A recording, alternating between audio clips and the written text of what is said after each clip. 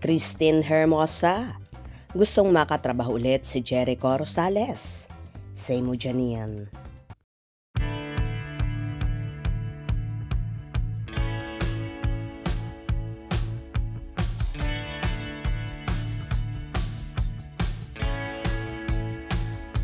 Actress Christine Hermosa revealed that she is open to working again with former on-screen partner Jericho Rosales. Nagpahayag nga kamakailan ang actress na si Christine Hermosa na gusto niya ulit makatrabaho si Jericho Rosales na matagal ding natigil sa mundo ng showbiz dahil tutok sa pag-aalaga sa mga anak at sa asawa nito. Pero ngayon ngang nagbabalak ng bumalik ang actress sa pag-arte kaya isa si Echo sa gusto niya ulit makatrabaho at makasama. Sumikat kasi ang tambalan nila sa Pangako Sa'yo at nagkaroon din sila ng relasyon kung saan nauwi din sa hiwalayan ang dalawa. May mga naging hanas naman ang mga netizens sa naging pahayag na ito ni Christine. Mas bagay sila sa true lang kahit may fam na si Tien. Sobrang ganda niya. True at Dreamscape PH. Sila na lang kesa kay Nini. Magtito, tita, vibes. Sila, kaloka. Buti pa Ate Jody at Tito Echo, may chemistry. Love triangle with Jericho. Real life love Miss Janine Gutierrez. Ngek, hanapan nyo na lang kaya ng babagay kay Nini. Tito, tita vibes sila eh. Ikaw naman baby, ayaw mo yon, all in one. Tito, tita, kuya, ate, nanay at tatay. Kumpletong pagmamahal ang makakamtan mo sa buhay. Kung gusto at kasing gaganda ni Christine Hermosa at Janine Gutierrez, pwede ba ikaw na lang, wala sa edad, yan, nasa looks, talent at tunay na laman ng puso.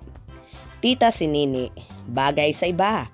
Yung mas bata, aminin po natin, si Janine Gutierrez at Tito Echo ay walang chemistry on screen. Kaya sana at Dreamscape PH, i-partner naman si Nini sa mas bata like Enrique or James Reid po. Sa totoo lang tayo. Iha, wala kang magagawa kasi ang katotohanan sa ayaw at gusto mo bagay sila Echo at Janine.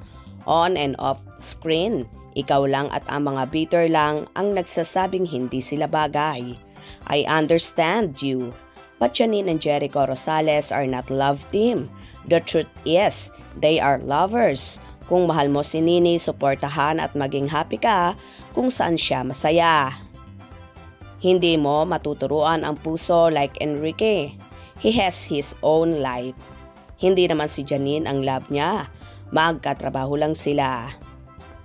Yeah, halata na tito na si Jericho Rosales official na matanda na, mas tumanda pa, nang piner siya kay Nini.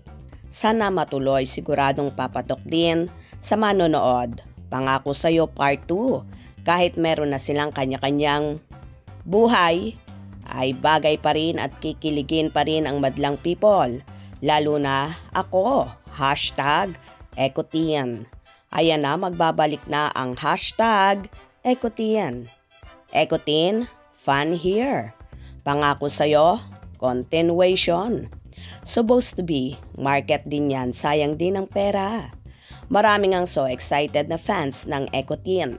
Sakaling matutuloy nga ang pagtatambal ni na Echo at Tintin sa muling pagbabalik ng actress.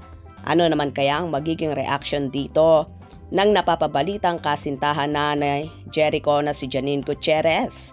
For sure, okay lang naman sa actress dahil trabaho lang naman ito at alam naman ng lahat na happily married na si Christine Hermosa kay Oyo Boy Soto kung saan may 6 na silang anak. At paniguradong isa si Nini sa full support sa tambalang EcoTien sakaling matutuloy kung anumang magiging proyekto ng dalawa. Kung nagustuhan nyo ang video na ito, comment down below.